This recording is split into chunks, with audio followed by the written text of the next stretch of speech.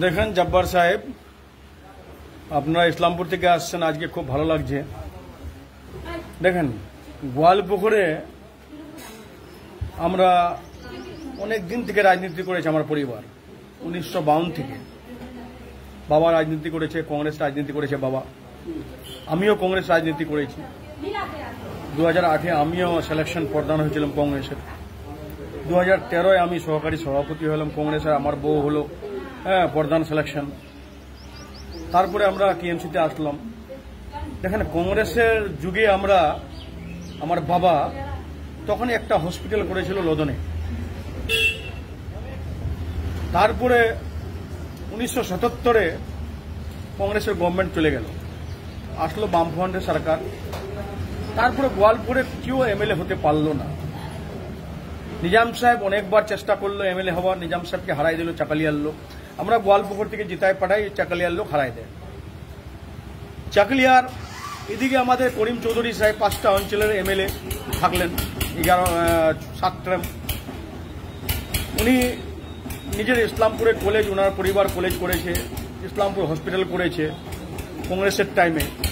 তারপরে 1977 পরে কিন্তু যারা গভর্নমেন্টে আসলো, আমরা আমাদের পরিবার লদন হসপিটাল করেছে, অনেক হাই স্কুল করেছে।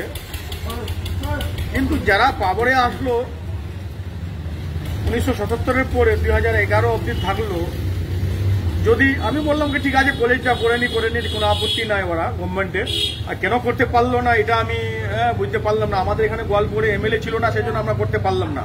তখন আমার কংগ্রেসের গভর্নমেন্টে ছিলাম, আমাদের গোয়ালপুরে কেউ এমএলএ ছিল না, গোয়ালপুরের লোকাল লোক, সেই জন্য লোকালে ধ্যান দিল না এখানে আমাদের, তাও হসপিটালটা করতে পেরেছিল। কিন্তু যারা ছিল পাওয়ারে তখন কংগ্রেসের, তখন নিজে নিজে এলাকায় করে নিয়েছে। যেরকম আপনার হাজি সাজ্জাদ সাহেব করণদিঘিতে ছিল, সারাবত সাহেব চাকুলিয়া গোয়ালপুর নিয়ে এমএলএ ছিল, ওরা করণদিঘিতে কলেজ করে নিয়েছিল, কলেজে ফায়ার স্টেশন করে নিয়েছিল, একটা হসপিটাল করে নিয়েছিল।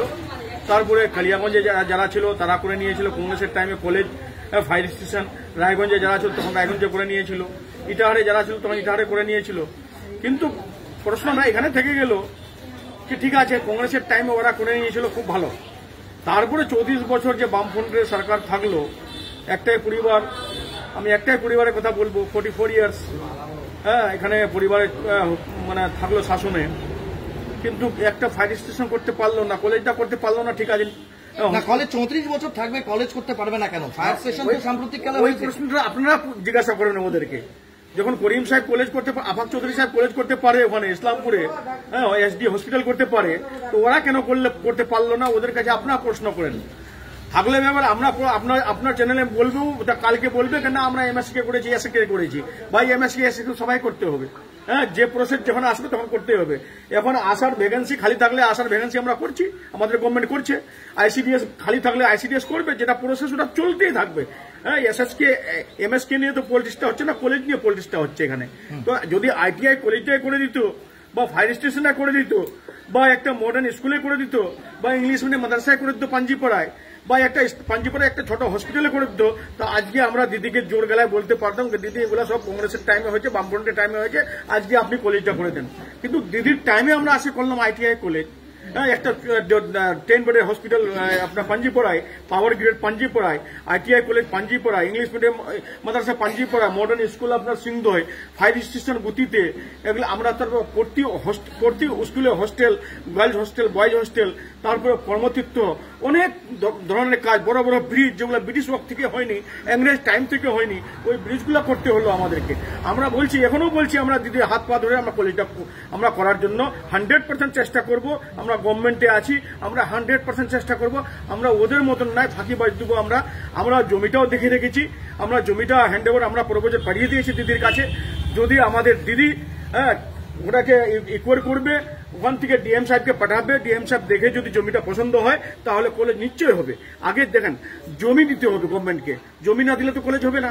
এখানে কিছু কংগ্রেসের 2-4 জন নেতা বলছে, নেতা তো বলবো না আমি, আর জানে কি জানে না, ওরা বলছে কি আগে বলে কলেজ দিয়ে এপ্রুভাল নিয়ে আসতে হবে, আগে জমি দিতে হবে। তো ওদেরকে জিজ্ঞাসা করেন জেনে শুনে বলছে না এমনি মূর্খ মতন বলছে। আগে বলেন না জমিটা আগে হ্যান্ড ওভার দিয়ে দেন না, ঠিক আছে জমিটা দিতে চাচ্ছেন, জমিটা দেন না, জমিটা নিতে চাচ্ছি আমরা সবাই। তো সেজন্য আপনার চ্যানেলের মাধ্যমে বলছি আমি একটাই কথা, আমরা মন্ত্রী সাহেবকে প্রপোজালটা পাঠিয়েছি আমরা কলেজের জায়গা নিয়ে, আমরা জায়গাটাও বলে দেবো আপনাকে, জায়গার রাস্তা আমরা তৈরি করে দিয়েছি। রাস্তা যখন কলেজ আমাদের স্যাংশন হয়ে যাবে তখন রাস্তা পাকা হয়ে যাবে, এখন রাস্তা কাঁচা আছে। সেজন্য আপনার চ্যানেলের মাধ্যমে বলবো, আমরা দিদির কাছে অনুরোধ করেছি আমরা যে দিদি গোয়ালপুকুরে চাকলিয়া কলেজ নাই, একটা কলেজ যদি গোয়ালপুকুরে হয় একটা চাকলিয়া হয় তো আমাদের এখানকার ছেলে মেয়ে শিক্ষক কলেজে নিতে পারবে। সেজন্য আমরা দিদির কাছে অনুরোধ করেছি। আপনি এখনো বলছি কি কলেজ আমরা 100% আমরা করার চেষ্টা করছি। আমরা জমি পাইনি, জমি নিয়ে খুব বিভ্রান্তি চললো, সেই জন্য জমি আমরা এখন একটু খুঁজে বের করেছি। ওই জমিটা পছন্দ হবে কি হবে না আমরা গভর্নমেন্টকে হ্যান্ডওভার, আমরা প্রপোজাল পাঠিয়ে দিয়েছি, আমরা হ্যান্ডওভার না প্রপোজাল পাঠিয়ে দিয়েছি আমরা। গভর্নমেন্ট যদি জমিটাকে পছন্দ করে নেয় তাহলে নিশ্চয়ই হবে, কেন হবে না, নিশ্চয়ই হবে।